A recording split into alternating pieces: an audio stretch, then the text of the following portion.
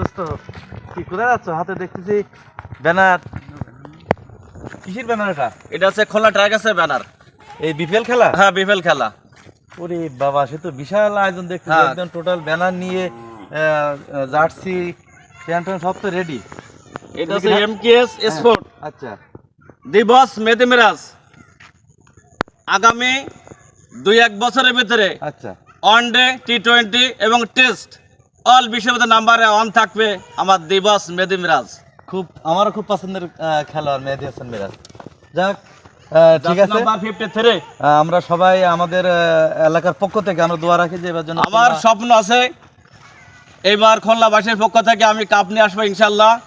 ঢাকার মাঠে যাচ্ছি এখন। ঠিক আছে।